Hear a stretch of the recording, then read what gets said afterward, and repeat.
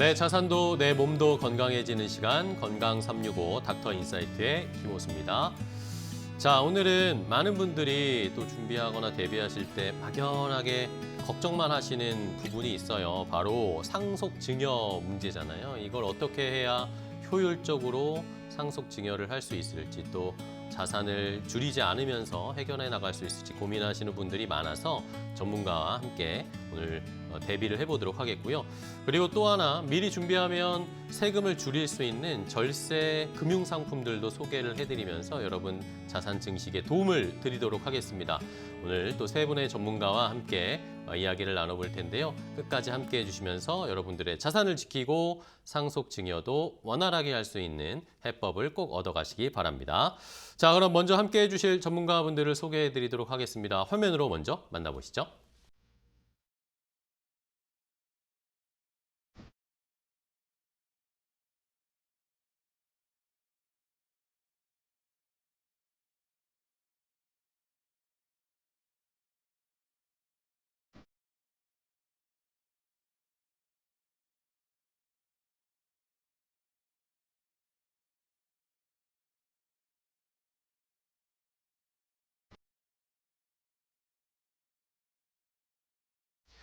자, 오늘 함께 해주실 두 분을 먼저 만나보도록 하겠습니다. 상속과 증여 문제를 사례와 숫자로 쉽게 풀어주실 두 분의 전문가입니다. 세무닥터 두 분을 소개해드리겠습니다. 먼저 인사이트 텍스의 고혁범 세무사님, 안녕하세요. 반갑습니다. 안녕하십니까. 네, 우리 시청자분께 인사 부탁드릴게요.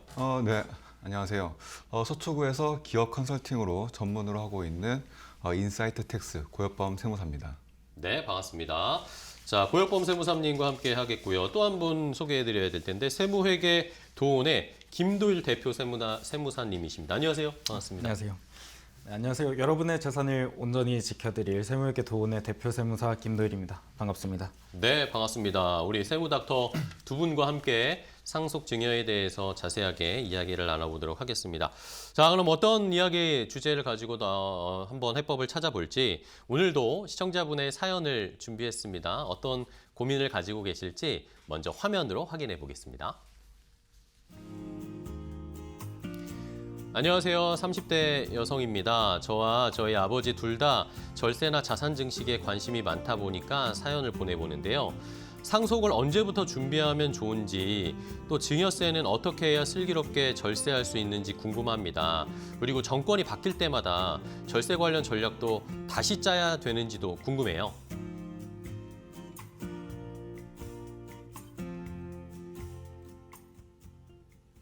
네. 자, 첫 번째 시청자분의 사연을 함께 들어봤습니다. 아버지와 함께 어떻게 하면 자산을 늘리고 또 세금을 아끼면서 자산을 증식할 수 있을지, 미리 30대이신데 미리미리 준비를 하고 계신 것 같습니다. 근데 아무래도 좀 복잡하고 어렵다 보니까 저희에게 도움을 요청하셨는데요. 자, 일단은 고혁범 세무사님과 좀 이야기를 나눠보도록 하겠습니다. 많은 분들이 상속세라는 것을 굉장히 큰 자산가들이나 준비해야 되는 거다, 이렇게 생각을 하시는 것도 많으신 것 같은데 사실 그렇지는 않은 거잖아요. 그렇죠? 다들 준비해야 되는 건데, 그러면 상속세는 어떤 기준으로 과세가 되는 건지 좀 설명 부탁드릴게요. 네. 상속세는 일단 모든 분들에게 과세되는 세금은 아닙니다. 네네. 2024년도 통계청 자료에 따르면은 서울 권역에서 연간 사망자 수는 5만 명에 비해서 실제 상속세 신고한 건수는 7천 건에 불과합니다. 즉 대부분의 서울 권역의 시민들은 실제로 상속세를 신고하지 않는다는 건데요. 그 이유를 제가 이제 두 가지 틀의 측면에서 설명드리도록 하겠습니다. 첫 번째는 일단은 상속 재산이 어떻게 통산하여 계산되는지, 두 번째는 그런 통산된 금액에 의해서 상속세가 왜 과세되지 않은지. 먼저 상속세는 피상속인이 사망한 시점을 기준으로 보유하고 있던 자산과 채무, 그리고 사전에 증여했던 재산을 모두 통산한 금액을 바로 상속재산이라고 표현합니다. 네. 그러나 이 상속재산 전체를 그대로 과세하게 돼버리면은 남아있는 가족들이 생계를 유지하기가 굉장히 힘들 수가 있을 겁니다. 따라서 이러한 부담을 완화시키고자 또 부가 한 사람에게 과도하게 몰리는 것을 방지하기 위해서 상속세법은 기본 공제와 배우자 공제 또는 장애인 공제 등을 두고 있습니다. 즉, 상속 재산을 가족 구성원에게 적정하게 분산하여 이전하게 되는 경우 공제 제도를 통해 상속세 부담을 크게 줄이거나 또는 아예 발생하지 않도록 설계된 것입니다. 이 때문에 실제 상속 재산이 있더라도 공제를 적용하면 상속세 과세 대상이 되지 않는 사례가 굉장히 많으며 결과적으로 전체 사망자 대비 상속세 신고 비율이 실제로 낮게 나타나게 됩니다. 네. 자, 그러면은 상속세의 개념을 잘 설명을 해주셨는데, 상속세를 내야 하는 모든 사람들이 내는 건 아니고 해당 조건이 있는 것은 저희가 체크를 해봐야 되겠고, 그러면은 아까 상속 재산에 대해서 말씀을 해주셨는데, 상속 재산에는 우리가 쉽게 생각하는 건 그냥 현금, 예금 아니면 부동산 이 정도로만 생각하는, 이거 말고도 포함되는 항목들이 있나요? 네, 세법에서는 상속세 과세 대상이 되는 재산의 범위를 매우 넓게 잡고 있습니다. 네네. 일단 기본적으로 경제적 가치가 있는 모든 물건과 권리는 다 상속세 과세 대상에 해당이 하고요. 네. 크게 세 가지 카테고리로 나눠볼 수 있을 것 같습니다. 첫 번째는 다양한 형태의 금융재산이거든요. 네. 피상속인이 사망 당시에 보유하고 계셨던 예적금, 주식, 채권, 펀드는 당연히 포함이 되고요. 그 외에도 요즘에는 비트코인 같은 가상자산도 상속세 과세 대상에 포함이 되고 있습니다. 두 번째로는 부동산입니다. 건물, 토지, 아파트, 다세대 빌라 이런 것들은 다 상속세 과세 대상에 해당이 되고요. 분양권, 입주권과 같이 부동산을 취득할 수 있는 권리 또한 상속세 과세 대상에 해당이 됩니다. 그리고 마지막으로는 고인의 사망으로 인해서 받게 되는 재산들인데요. 예를 들어서 보험금, 퇴직금, 신탁재산 이런 것들도 상속세 과세 대상에 포함이 됩니다. 이 경우에는 피상속인이 직접적으로 상속 재산을 물려주시는 것은 아니지만 그래도 피상속인의 사망으로 인해서 상속인의 재산이 늘어나는 것이기 때문에 이것도 일반적인 상속 재산이랑 동일하게 상속세 과세 대상에 포함이 된다. 이렇게 보시면 될 것 같습니다. 네. 자, 이렇게 상속 재산에 포함되는 것들을 한번 쭉 정리를 해봤습니다. 저희가 생각하는 현금, 예금, 부동산 말고도 포함되는 것들을 잘 체크를 해보셔야 되겠고, 자, 그럼 이걸 고혁범 세무사님과 얘기를 나눠볼 텐데, 그러면 이 상속세 관련해서 대비를 할 때 많은 분들이, 시청자분들이나 일반적인 분들이 가장 어려워하는 부분, 실수하는 부분이 있을 것 같아요. 뭔가요? 일반인 분들이 아니라 실제로 전문가들도 많이 놓치고 있는 부분들을 제가 준비해 왔는데요. 네네. 일단은 실제 현장에서 다루다 보면은 많은 사례들이 다양하게 있겠죠. 네네. 하지만 세무서가 특히 중점적으로 두고 있는 것들이 두 가지 요소가 존재하고 있습니다. 이 부분을 놓치면 나중에 큰 추징으로 이루어질 수 있기 때문에 오늘 내용 참고하셔서 나중에 신고할 때 검토하시면 될 것 같습니다. 네. 첫 번째는 배우자 공제입니다. 배우자 공제. 배우자 공제는 최대 30억 원까지 적용될 수 있는 매우 큰 공제 항목입니다. 따라서 본인들의 재산들이 30억 원이 이하인 경우는 굳이 신고하지 않아도 되겠지라고 오해하는 경우가 굉장히 많습니다. 하지만 배우자 공제를 실제로 받기 위해서는 몇 가지 필수 요건이 있습니다. 아무나 다 해주진 않는 거거든요. 네.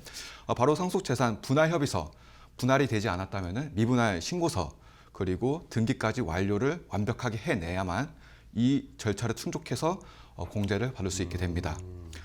그리고 두 번째는 과거에 만약에 이제 상속인들에게 신고했던 재산들이 있다고 하면은 이 재산들을 포함해서 신고하지 않았던 건들입니다.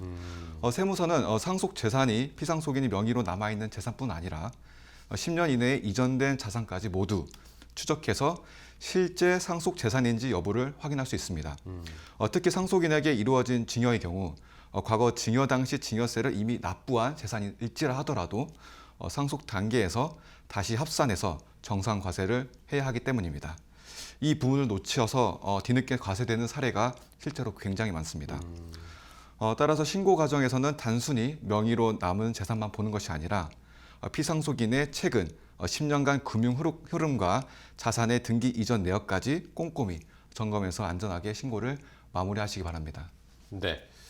자, 그러면 우리 고혁범 세무사님께서 10년 말씀을 해주셨어요. 기간이 어떻게 보면 중요한 것 같은데, 김도일 세무사님, 그러면 이 사전증여 10년 규칙이라는 게 정확히 어떻게 우리가 산정을 하고 적용을 해야 되는 겁니까? 일단 기본적으로 사전증여 10년 같은 경우에는 네. 쉽게 말해 소급 적용 룰이라고 보시면 되는데요. 네. 부모님께서 돌아가신 날 기준으로 과거 10년 동안에 상속인이 상속받은 재산가액은 다 다시 가져와서 상속세 계산할 때 합산을 해서 신고를 하게 되는 제도입니다. 만약 돌아가시기 전에 직전에 뭐 재산을 다 자녀들한테 넘겨준 경우에는 상속 재산이 없을 수도 있잖아요. 네네. 그러면은 상속세를 한 번에 납부하시는 분들과는 형평성이 안 맞기 때문에 이런 제도를 좀 넣어두었다 이렇게 보시면 될 것 같습니다. 여기서 납세자분들이 꼭 한 가지 기억을 해주셔야 되는 부분이 있는데요. 네. 실제로 누가 증여를 받았느냐에 따라서 이 기간 자체가 달라진다는 것입니다. 뭐 예를 들어서 자녀나 배우자 같은 일반적인 상속인분들 같은 경우에는 과거 10년 동안의 증여 재산이 합산이 되는데 뭐 이제 손자, 손녀, 며느리, 사위 이런 분들 같은 경우에는 5년치만 합산을 하게 됩니다. 그렇기 때문에 만약에 재산 정리가 조금 안 돼 계셨다. 그래서 이제 좀 상속을 준비해야겠다라고 하실 때에는 이제 합산을 피하기 위해서 뭐 며느리나 사위 그리고 손주들한테도 재산을 일부 좀 증여를 해주시는 것도 상속세와 증여세를 동시에 절세할 수 있는 방법이 될 수 있을 것 같습니다. 여기서 많이들 질문해 주시는 게 그럼 네네. 과거에 내가 냈던 증여세는 어떻게 되는 거냐라고 그렇죠. 하시게 되는데 요거는 당연히 상속세 계산할 때는 차감을 해줍니다. 그렇기 때문에 두 번 세금을 내는 것은 아니라는 거는 이제 기억을 해두시면 도움이 될 것 같습니다. 네. 자, 이렇게 10년 규칙도 확인을 해봤고, 아니면은 뭐 며느리, 사위, 손자, 손녀에게 또 잘 활용을 하면은 절세할 수 있는 방법이 있다라는 거 팁을 주셨습니다. 자, 그럼 고혁범 세무사님께 질문 드리는데, 미성년 자녀에게 증여를 할 때 이것도 어쨌든 절세 효과가 있다라고 저도 들었거든요. 근데 이게 어느 정도까지 절세 효과가 있는 거예요? 사실 절세 효과를 이제 다루기 위해서는 네. 그 나중과 이제 현재 시점과의 그 증여 시점의 그 차익을 다룰 수 있는 거잖아요. 그렇죠, 예. 그렇기 때문에 실제로 이제 그 공제를 활용하는 경우가 굉장히 많습니다.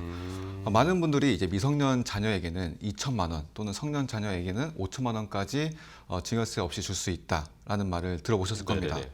이 내용은 사실이고 매우 중요한 절세 전략의 기초이기도 합니다. 네.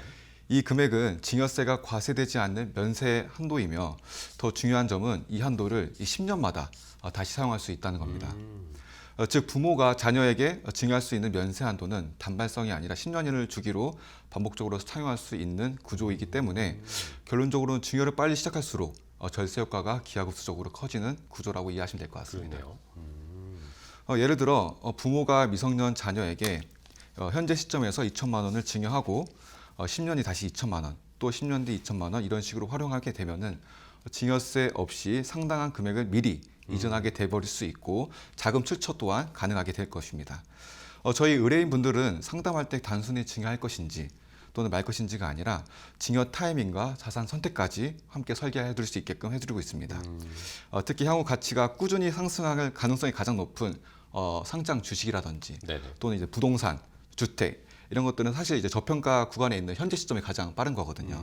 그래서 미리미리 증여하는 방식을 권해드리고 있습니다. 이렇게 하면은 증여 당시의 평가 금액이 가장 낮게 잡힌 시점에서 증여하기 때문에 100% 시세 차익은 자녀에게 귀속되게 됩니다. 그 부분만큼은 증여세를 또는 납부할 필요가 없는 거죠. 네. 정리하자면은 증여는 빨리 시작할수록 그리고 자산 가격이 가장 낮을 때 전략적으로 실행할수록 절세 효과는 극대화가 된다는 겁니다. 이런 메커니즘을 제대로 이해하고 활용하는 것이 핵심 전략이라고 보시면 되기 때문에 시청자분들께서도 참고하셔가지고 미리미리 증여하시면 될 것 같습니다. 네. 어쨌든 10년 주기로 2천만 원씩을 계속 뭐 과세 없이 증여를 할 수 있으니까 뭐 자산이 좀 있고 내가 세금을 아끼고 싶다 하시는 분들은 미리 준비하시는 게 좋겠고 또 중요한 것은 어쨌든 가장 또 저평가되어 있을 때 이 증여를 하는 게 또 나중에 시세 차익을 생각하면 이중절세 효과가 있으니까 이런 것들도 저희가 한번 잘 대비를 해보면 좋을 것 같아요. 자, 그러면은 이제 부모가 또 이제 이렇게 현금이나 자산을 증여하는 것도 있지만 부동산의 경우, 뭐 주택 같은 경우에도 증여를 하게 되는데 이거는 부모가 만약에 자녀들에게 주택을 증여하게 되면 취득세는 어떻게 저희가 처리해야 되는 겁니다? 네, 일단 기본적인 취득세율 같은 경우에는 3.5%를 네네. 적용이 되고요. 뭐 지방교육세나 농어촌 특별세까지 다 포함을 하면은 뭐 4% 정도의 세금을 이제 취득 등기 과정에서 납부를 하셔야 되고요.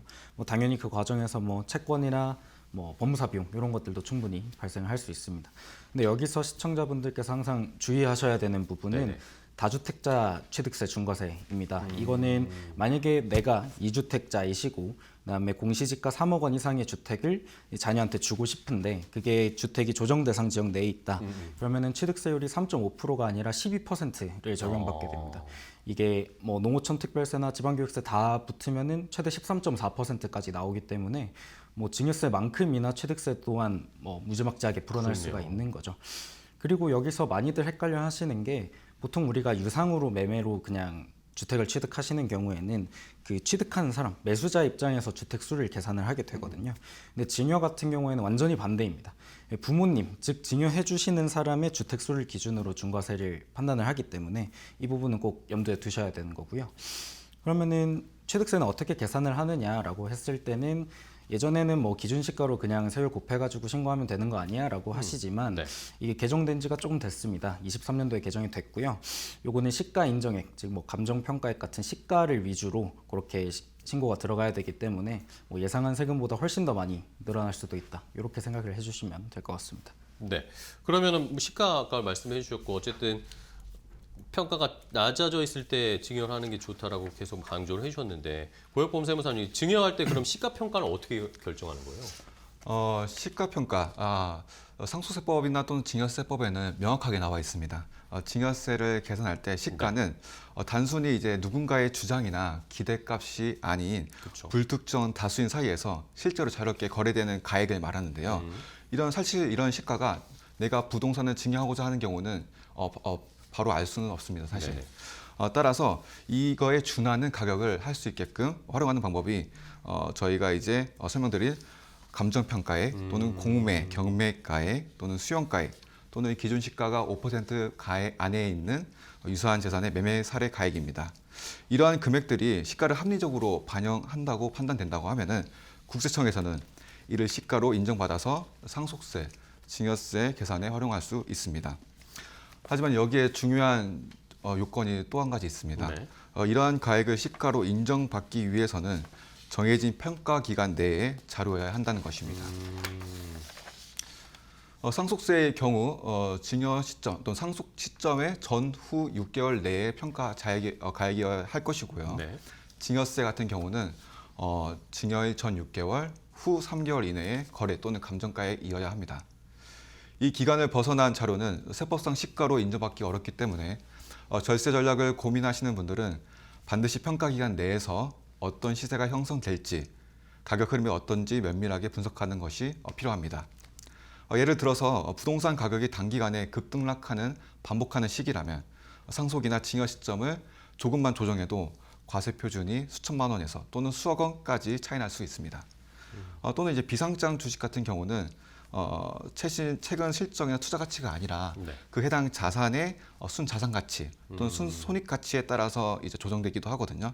따라서 이런 시점에 만약에 저희가 시점을 예상할 수 있다고 한다면은 이러한 감정평가 활용 여부 또는 유사 사례의 매매 시점 여부 종합적으로 이제 고려하셔서 타이밍을 정확하게 전략을 하는 것이 핵심적이라고 말씀드릴 수 있을 것 같습니다. 네, 알겠습니다. 자, 이렇게 시가 평가를 하는 방법까지 한번 분류별로, 섹터별로 확인을 해봤고요. 그러면 김도일 세무사님, 그러면 만약에 이제 아까 부동산 이야기도 저희가 했으니까 예를 들면 뭐 부모님이 집을 여러 채 가지고 있다. 네. 뭐 예를 들면 2채 정도 가지고 있다. 칩시다. 그러면은 이걸 자녀한테 증여를 해주려고 하는 상황이면 물려주려고 하려면 어떤 기준으로 어떤 집을 먼저 해줘야 되는지도 중요할 것 같아요. 뭐 네. 가격의 차이든 뭐 네. 이런 시기의 차이든 이런 거에 따라서 이런 기준을 어떻게 잡아야 돼요? 이게 사실 가족의 상황이라든지 뭐 어디에 부동산이 위치해 있는지에 그쵸, 따라 예. 너무 다르긴 달라지기는 하겠지만 뭐 제가 뭐 두 가지 관점을 한번 말씀을 네네네. 드려보겠습니다. 일단 첫 번째로는 자녀의 관점인데요. 자녀 입장에서는 당연히 시세 차익이 커질 것으로 예상이 되는 집을 가져가는 게 맞겠죠. 근데 사실 이게 세금적으로도 확실히 유리한 게 만약에 주택을 증여를 받고 10년 이내 상속이 이루어진다 하더라도 아까 세무사님이 말씀해 주셨던 것처럼 시세 차익에 대해서는 오롯이 자녀가 가져갈 수 있게 되는 거거든요. 그러면 상속세도 줄이고 증여세도 줄이는 효과를 보실 수가 있는 거죠. 특히나 상속세 계산할 때 합산될 때는 돌아가신 시점의 그 시가가 아니라 증여받은 시점의 시가를 그대로 상속세 계산할 때 포함이 되기 때문에 이 부분에 있어서 좀 절세가 될 수 있고요.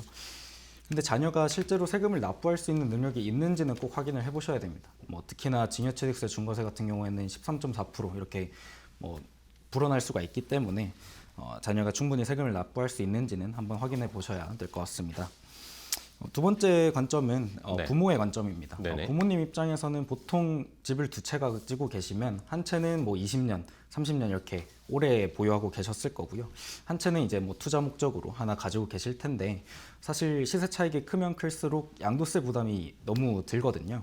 그러면은 뭐 작은 이런 투자 목적의 주택을 자녀한테 일부 증여를 해주시고 그다음에 본인이 그러면은 두 개의 주택에서 한 개의 주택으로 남게 되잖아요. 그러면 이거는 1세대 1주택 비과세를 통해서 양도세를 확실히 절감을 시킬 수가 있습니다. 그렇게 되면은 부모님 입장에서는 양도세가 많이 나올 집 이거를 가지고 계시고 앞으로 시세 차익이 좀 높아지고 투자 가치가 좀 있을 것 같다. 그거는 이제 자녀한테 물려주시는 방법을 한번 고민을 해보시는 게 좋을 것 같습니다. 네. 자, 뭐 어쨌든 뭐 부모님의 입장과 그걸 만약에 증여받는 자녀분들의 입장에 따라서 좀 달라질 건 같긴 한데 뭐 부모님과 자녀분들이 잘 상의를 하셔야겠죠. 이거는 뭐 여러분들 시청자분들의 판단을 마지막은 하셔야 될 것 같습니다. 자, 그러면 고혁범 세무사님께 또 이야기 나눠볼 텐데 그러면은 상속세까지로 이제 넘어가서 생전에 그러니까 부모님이나 이제 돌아가시기 전에 어떻게 준비를 해놔야 상속세 부담을 확실하게 좀 줄일 수 있을까요? 방법이 뭐가 있을까요? 상속세를 일단 줄이기 위해서는 상속 재산을 미리 이전하는 것이 가장 중요할 네. 것입니다. 따라서 가업을 운영하시는 분들에게는 자녀에게 사업을 미리 증여할 수 있는 가업 주식 증여 특례를 활용하시면 될 것 같습니다. 이 제도를 이용하게 돼버리면은 최대 10억 원까지는 세금을 부과하지 않습니다. 네네. 또한 그 가치가 10억을 초과한다 하더라도 단일 세율이 10%만 부과하기 때문에 상대적으로 이제 최고 세율이 50%보다 낮은 세율로 우리 부모님이 갖고 있는 가업을 자녀에게 안전하게 이전할 수 있습니다. 다만 여기에는 반드시 기억해야 할 점이 있습니다. 네. 이 제도만으로는 절세가 완전히 끝나는 것이 아니라 마지막 단계까지 있는 가업 상속 공제까지 적용을 해야만이 완성되는 제도입니다. 따라서 가업 상속 공제는 상속 시점에 가업을 일정 기간 또는 계속 유지해야 받을 수 있는 거기 때문에 가업 주식 증여 특례를 적용하기 전에 상속 시점까지 이 가업을 유지할 수 있는지 여부를 먼저 판단을 하셔야 될 것입니다. 결국 이 제도를 가업을 계속 이어나갈 때 자녀에게 가업을 이전하는 경우 가장 큰 효과를 발휘한다고 아시면 될 것 같습니다. 장기적으로 사업을 유지할 가능성이 가장 높은 그런 가업을 활용하게 된다고 한다면 증여세와 상속세 모두 매우 큰 절세 효과를 얻을 수 있을 것입니다. 네. 자, 그러면 김도일 세무사님께도 이 기업승계 막 이쪽을 얘기해 주셨으니까 그러면 기업승계 상속 공제 같은 경우에는 실제로 이걸 적용받는 게 쉽지는 않은 건가요? 어떨까요?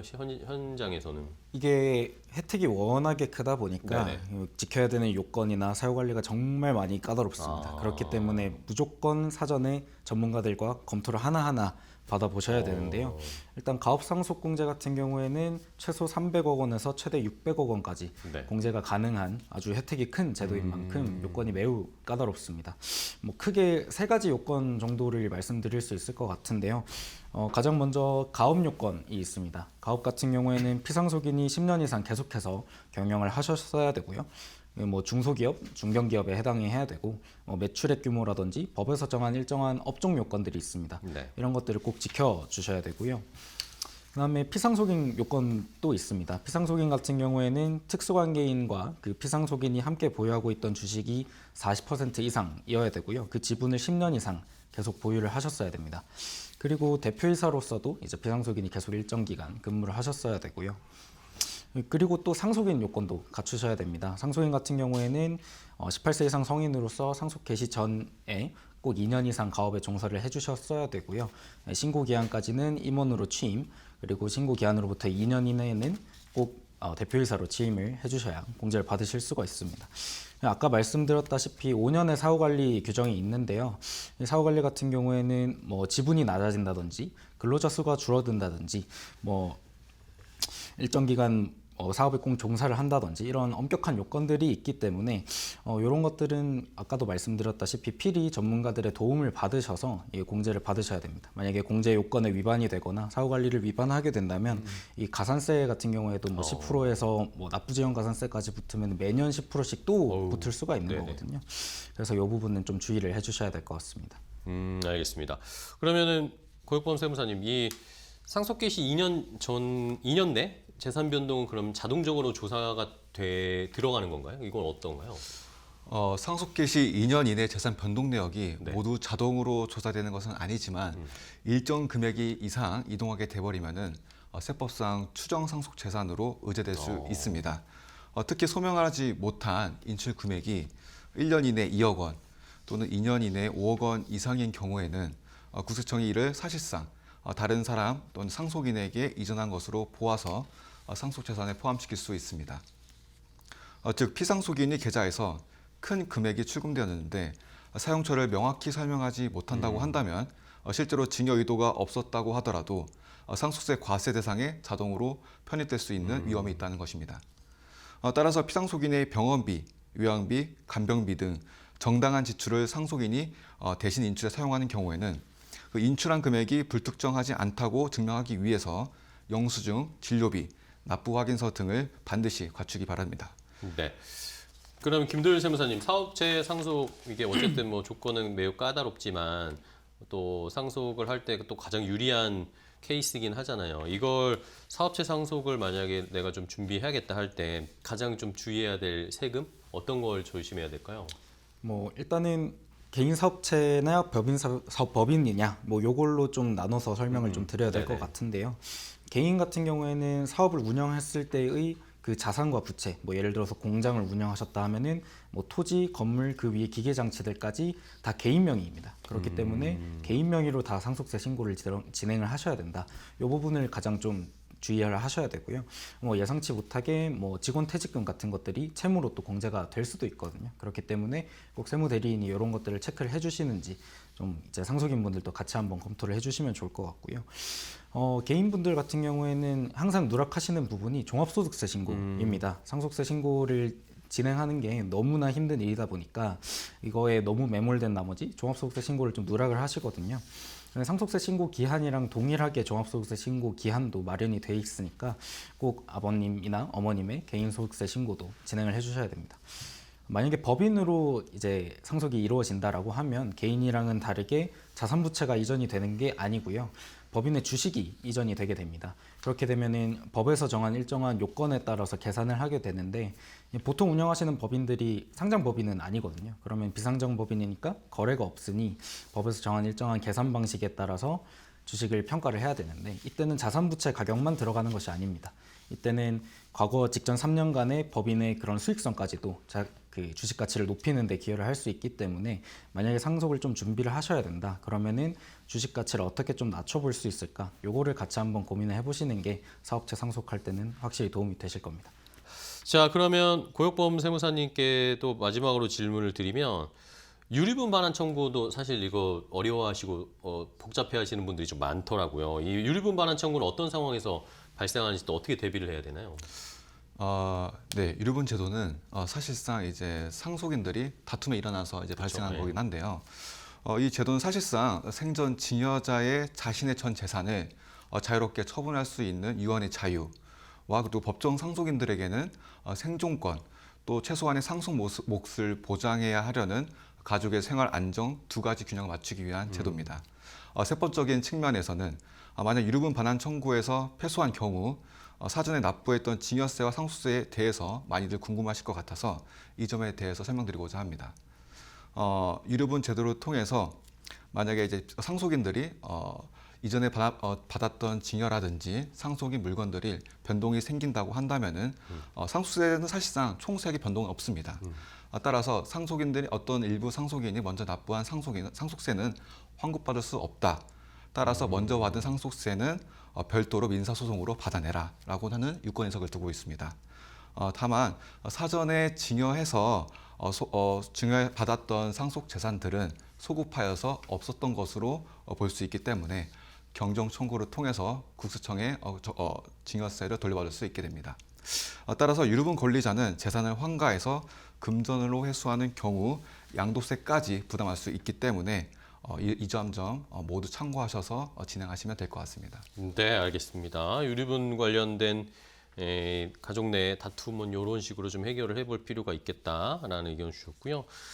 마지막으로 김도일 세무사님께도 근데 어쨌든 앞으로 상속세나 증여세 제도가 또 변화할 수도 있잖아. 아까 시청자분도 말씀해 주셨는데 이게 뭐 정권에 따라서 아니면은 시기에 따라서 정부의 정책들이 달라질 수 있는데 이걸 어떻게 대비해야 되는지도 사실 좀 까다롭습니다. 네, 사실 최근에 상속세 개편 얘기가 나오고 뭐 국회에서 네. 논의가 이루어지다가 사실 다 없어진 얘기가 돼 버렸죠. 뭐 그렇다 보니까 이제 세법이 언제 바뀔지는 저희가 예측하는 게 거의 불가능합니다. 그래서 저는 법이 바뀌어도 계속 변하지 않을 원칙 두 가지 정도를 좀 말씀을 드려보고 싶은데요. 첫 번째 원칙은 결국에는 시간을 국세청 편이 아니라 본인의 편으로 만드셔야 된다는 것입니다. 어쨌든 시간이 지나면 지날수록 화폐 가치는 떨어질 거고요. 자산 가치는 계속해서 높아질 겁니다. 그러나 법 개정은 그거에 발맞추지를 못하거든요. 일괄공제 같은 경우에도 거의 30년 가까이 5억 원을 유지를 하고 있는 상황이기 때문에 그냥 가만히만 있어도 상속세가 불어나는 구조가 되는 거죠. 그렇기 때문에 가격이 오르기 전에 미리미리 증여를 좀 진행을 해주시는 것이 상속세와 증여세 동시에 줄이시는 방법이 될 수 있을 것 같습니다. 그냥 마냥 법 제도 개정만 기다리다가 뭐 증여세만 한 2배, 3배 내시는 분들 너무 많이 봤거든요. 요 점을 좀 주의하셔야 될 것 같고요. 두 번째 원칙은 상속세 납부 재원을 꼭 마련하셔야 된다. 뭐 그게 아니더라도 플랜은 꼭 마련하셔야 된다. 요 점을 말씀드리고 싶습니다. 뭐 예를 들어서 건물이나 뭐 아파트 같은 거를 뭐 20억, 30억씩 증여를 상속을 받았는데 세금만 20억 뭐 이렇게 나와버리면 사실 그냥 금매로 부동산을 처분할 수밖에 남는 게 없는. 없죠. 네, 그렇게 되면은 사실 세금으로 남고 뭐 이런 것들이 없기 때문에 꼭 납부 플랜을 마련을 해주셔야 됩니다. 뭐 미리 자산을 현금화를 해두는다든지, 뭐 전세를 하셔서 전세금을 받아 놓으신다든지, 아니면은 뭐 종신보험 가입을 통해서 보험금을 통해 상속세를 좀 마련을 한다든지, 이런 납부 플랜이나 납부 현금 흐름을 꼭 마련해 두시는 게 중요할 것 같습니다. 정리하자면은 뭐 시간은 이제 저희 편으로 만들어야 되기 때문에 미리미리 증여를 하셔야 되는 거고 꼭 납부 플랜을 만들어 두셔야 된다. 그렇게 두 가지 말씀드리고 싶습니다. 알겠습니다. 미리미리 빨리 준비하는 것이 확실히 더 득이 될 수밖에 없는 거니까 세분 플랜을 잘 전문가 짜 봐야겠습니다. 상속 증여가 뭐 단순히 뭐 세금 문제에서 끝나는 게 아니잖아요. 가족의 재정이나 앞으로의 미래 계획에도 다 반영이 되고 적용이 될 수밖에 없는 것이기 때문에 오늘 두 분의 세무 닥터께서 알려주신 내용들 잘 한번 적용해 보시고 궁금한 거 있으시면 또 질문하고 알아보시는 지혜가 필요할 것 같습니다. 자, 오늘 두 분의 세무 닥터와 함께했습니다. 인사이트 텍스 고혁범 세무사, 세무회계도원의 김도일 대표 세무사 두 분과 함께했는데 좋은 정보 주셔서 오늘 감사합니다. 고맙습니다. 감사합니다.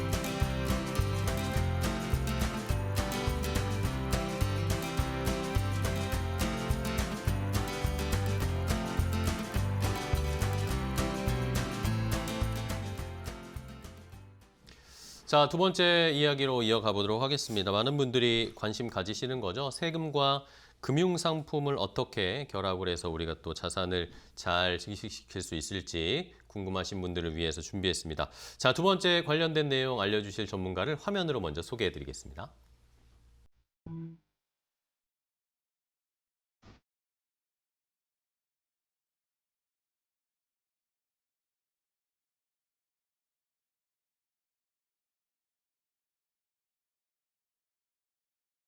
자, 두 번째로 만나볼 분은 한국투자증권 최종훈 위원과 함께하겠습니다. 위원님 안녕하세요. 네, 안녕하십니까. 네, 오랜만에 또 뵙습니다. 네, 오랜만이겠습니다. 시청자분께 인사 좀 부탁드릴게요. 네, 안녕하십니까. 투자의 중요한 점은 이익이지만 이익의 절세 또한 중요하겠죠. 그 길을 안내해드리겠습니다. 한국투자증권 최종훈 위원입니다. 네, 반갑습니다. 자, 위원님과 어떤 이야기를 나눠볼지 아까 살짝 말씀드렸는데 결국엔 세금과 금융상품을 결합해서 잘 자산을 증식시킬 방법. 일단은 시청자분의 사연을 또 받아봤습니다. 어떤 고민과 걱정이 있으신지 화면으로 함께 확인해 보겠습니다. 안녕하세요. 이제 막 대학에 입학 예정인 20대입니다. 이제 아르바이트도 하고 있다 보니 경제 관련 책들도 읽고 있어요. 그런데 아무래도 돈을 많이 벌고 세금도 똑똑하게 덜 낼수록 부자의 길로 빠르게 갈 것 같더라고요. 현재 저에게 그리고 미래에도 활용할 수 있는 것으로 절세할 수 있는 금융상품의 종류 어떤 것들이 있는지 알려주실 수 있을까요? 자, 시청자분 두 번째 사연을 함께 확인을 해봤는데요. 미리 내 자산을 대비하기 위해서 차근차근 아르바이트도 하고 자산을 또 저축하려고 하시는 시청자분입니다.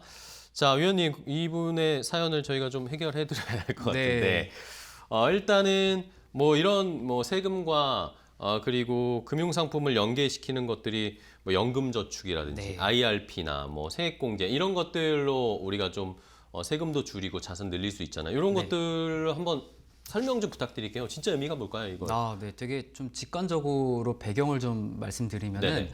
연금저축이나 IRP 같은 경우에는 국가가 개인이 노후가 좀 불안하다 보니까 그것들에 대해서 조금 더 준비하라고 만든 계좌라고 좀 생각하시면 될 것 같습니다. 네, 그래서 그래도 이제 국민들은 국민연금이 있지만 그거랑 더불어서 사적연금을 준비하기 위해서 그런 제도가 만들어졌다고 생각하면 되겠는데요. 그러면 앵커님 그래도 하고 싶게 만들어야 되잖아요. 그렇죠. 네. 그래서 나라가 선택한 것은 세액공제라고 생각하시면 될 것 같습니다. 근데 누구나 이제 소득이 생기면은 당연히 세금이 발생하겠죠. 그랬을 때 세액공제를 해주는 게 바로 연금저축과 IRP라고 생각을 하시면 될 것 같습니다. 그런데 필드에서 이제 상담을 하다 보면은 네네. 소득공제랑 세액공제를 헷갈려 하시는 분들이 되게 좀 많더라고요. 네네. 그래서 세금 신고를 할 때 소득공제 같은 경우에는 높은 소득을 좀 낮춰주는 효과라고 생각을 하시면 될 것 같고 세액공제는 내야 할 세금을 조금 더 낮춰준다라고 생각을 하시면 될 것 같습니다. 네. 자, 그래서 이런 것들 아까도 말씀드렸지만 연금저축이나 IRP 이런 걸 많이 요즘 가입을 하시잖아요. 네. 많이 이걸로 세금을 좀 절감하고 싶어 하시는데 근데 IRP 같은 경우에는 네. 중도 인출이 안 되잖아요. 네, 이걸 왜 중도 인출을 안 되게 해놨을까요? 네. IRP 같은 경우에는 우선은 세액공제 기능도 있지만 네네. 열심히 일을 해서 퇴직금을 모았는데 이제 DC나 DB로 운영되고 있던 퇴직금을 담는 주머니 역할도 됩니다. IRP가.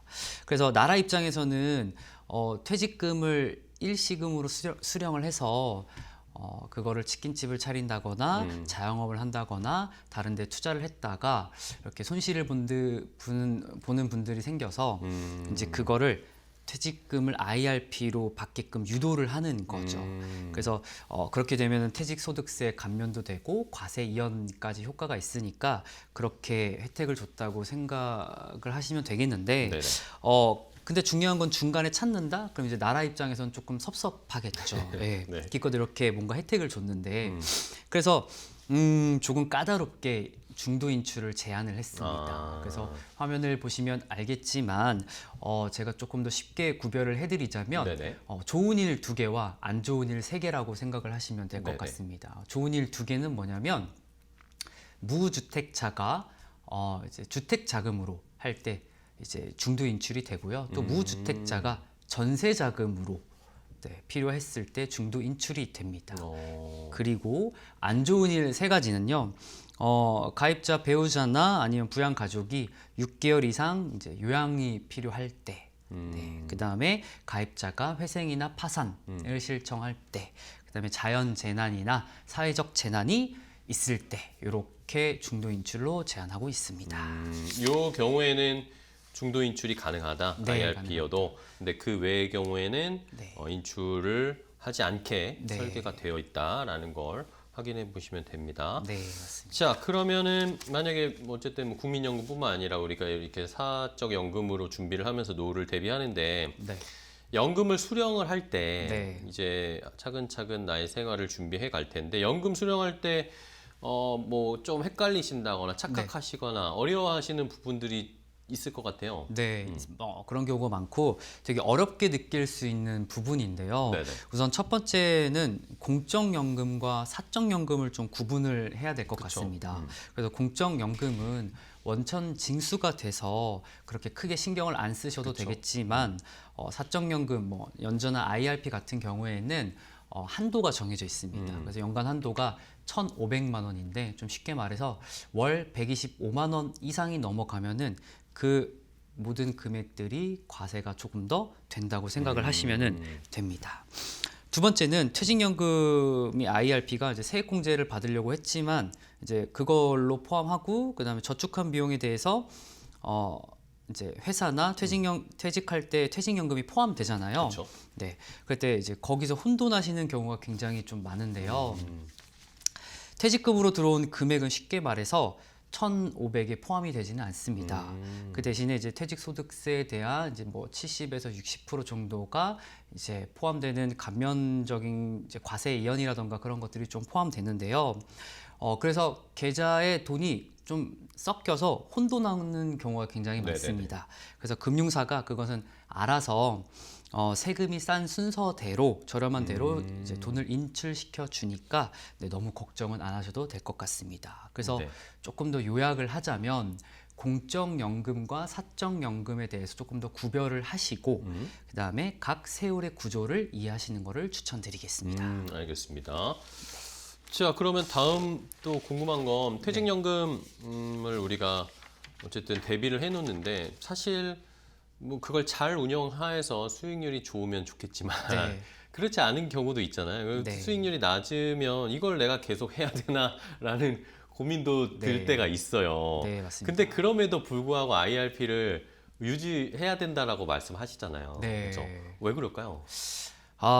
우선 수익률이 안 좋으면 좀 속상하겠지만 그렇죠. 네. 네, 무조건 유지를 해야 된다고 저는 생각은 합니다. 네네. 그 첫 번째 이유는 우선은 은행 금리는 지금 한 2.5% 정도잖아요. 그쵸. 근데 IRP나 연금저축 같은 경우에는 세액 공제를 하게 되면 16.5% 정도의 세액 공제를 해주니까 네, 훨씬 더 그렇네요. 그렇기 때문에 8배 정도의 이제 이자의 효과를 볼 수가 있게 되겠죠. 네, 그리고 IRP나 연금저축 계좌 안에서 매매 차익이라던가 이제 뭐 이자에 대한 발생한 것, 그다음 배당에 발생한 것들에 대한 세금이 우선은 비과세가 됩니다. 우선은 세금을 내진 않고 나중에 과세 이연을 시켜줘서 연금으로 인출할 때 5.5% 정도의 세금을 내게 됩니다. 그래서 과세 이연이 있고 복리 효과가 있으니까 꼭 유지해야 되겠죠. 그렇겠네요. 네. 그래서 빨리 그런 분들은 좀 포트폴리오로 수정을 해서 네, 공격형, 좀 미들형, 이렇게 좀 수비형 이렇게 나눠서 조금 더 운용을 하시는 거를 추천을 드리겠습니다. 네. 어쨌든 뭐 지금 당장 수익률이 별로 안 좋으면 한번 포트 조정을 해보는 것도 네, 맞습니다. 필요하겠죠. 어쨌든 근데 가만히만 있어도 일단은 세금이 많이 면제가 되는 거니까 그것만으로도 일반적인 시중의 금리보다는 훨씬 이득을 보는 거니까. 네, 그렇죠? 맞습니다. 그것만으로도 충분히 유지할 가치가 있다라는 겁니다. 자, 그러면은 이제 고민인 건 그러면 이런 것들을 잘 준비해야 되는데 네. 뭐 퇴직연금, 저축, ISA, IRP 뭐 이런 것들이 여러 가지가 있잖아요. 이게 다 좋다고 다들 자랑을 해주시는데 네. 그러면 뭐부터 준비를 해야 되는지도 네. 사실 고민입니다. 네, 맞습니다. 많이 그런 질문을 또 해주시는데 네. 저는 우선 계좌 개설을 해드릴 때 세 가지는 다 해드리긴 합니다. 네네. 근데 굳이 이렇게 뭔가 순서를 정하게 된다면 첫 번째는 ISA 계좌가 될 것 같습니다. 네네. 그 이유는 다양한 포트폴리오를 더 구성을 할 수가 있고요.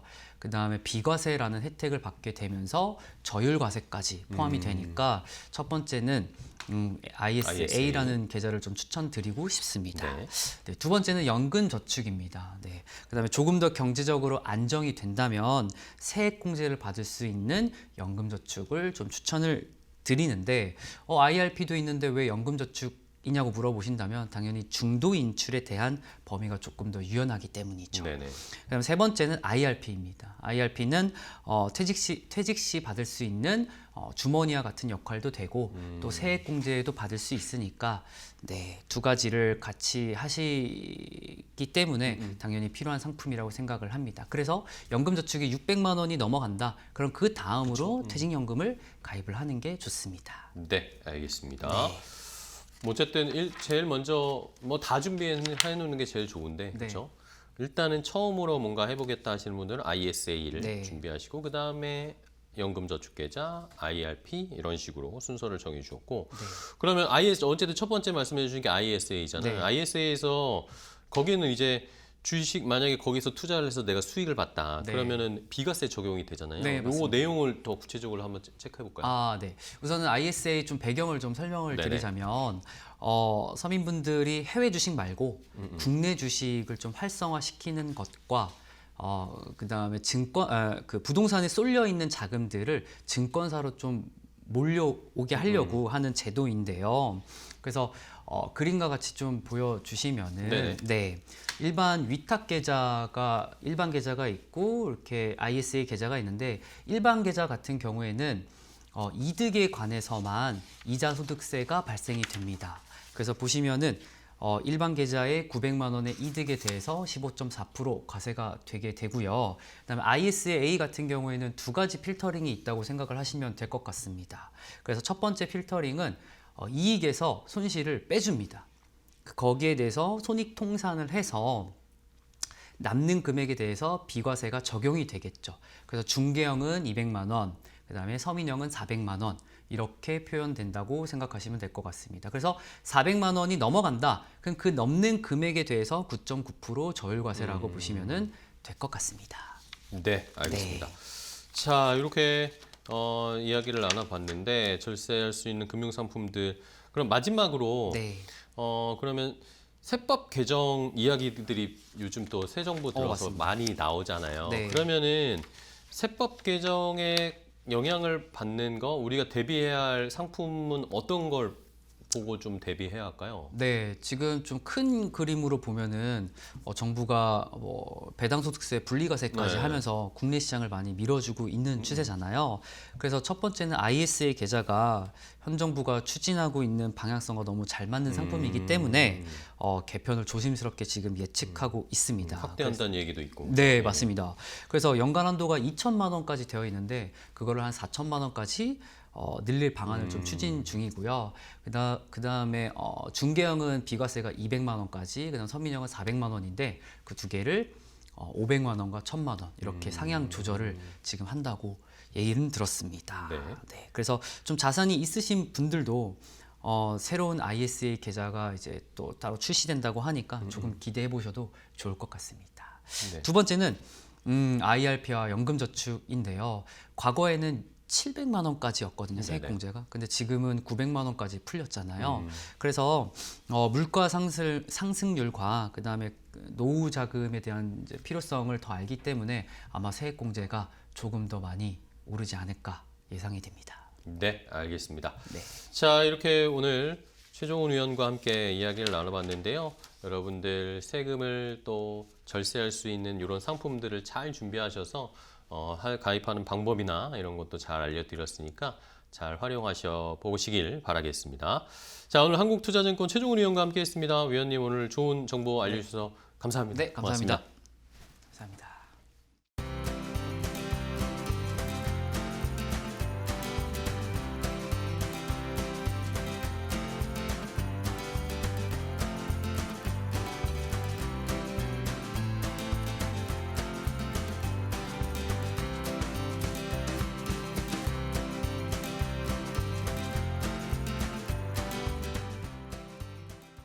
건강 365 닥터 인사이트 오늘 저희가 준비한 정보는 여기까지 전해드리겠습니다. 저희는 다음 시간에 또 찾아뵙겠습니다. 시청해주신 여러분 고맙습니다.